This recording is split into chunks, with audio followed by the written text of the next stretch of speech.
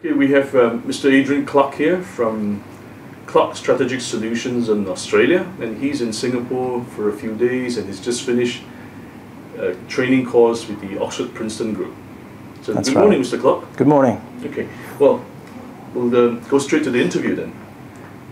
The IEA has just issued a very bullish forecast for world oil demand to rise by 1.6% to a record 89.1 million barrels a day in 2011.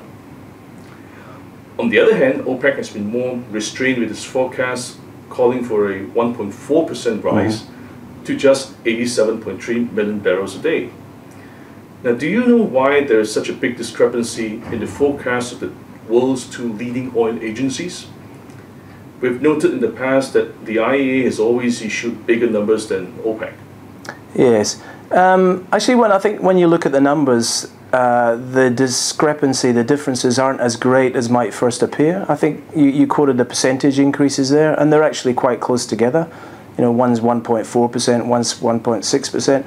I think what might have happened is, and I'm not 100% sure, but I think what might have happened is the IEA has increased its forecast of growth in 2010 quite significantly in 3Q and 4Q on the back of returns from their client countries and also a very cold Northern Hemisphere winter. So they're actually finalizing numbers for 2010, which are quite considerably more bullish than where OPEC is right now. The actual 2011 numbers aren't that far apart at 1.4 and 1.6%. And yes, you're right, OPEC traditionally tends to be less bullish than the IEA.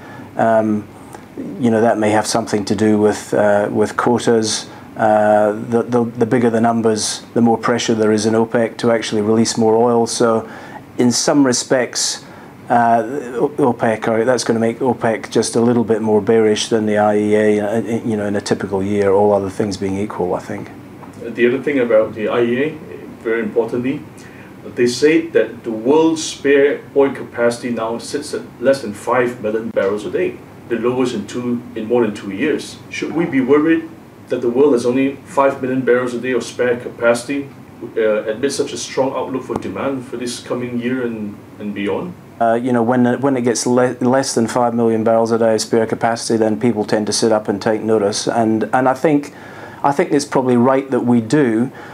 My sense now, relative to 2 or 3 years ago, is that there is more bullishness around the potential of some non-conventional sources to produce over the next few years. So talking biofuels, tar sands, gas to liquids plants, shale oil. So I think there's directionally less concern than there probably was 2 or 3 years ago when we hit that number. But nevertheless, it's a number that people watch and take notice of. I guess I actually was having a look at the IEA website the other day, and I just quote from their December report, where they say, and I quote, "Medium term claims about a physical supply oil peak seem wide of the mark. Nonetheless, against a backdrop of nearly 3 million barrels a day lost each year from mature fields, the industry still has to run hard to stand still." So the IEA is saying short to medium term, we don't really see an issue with supply.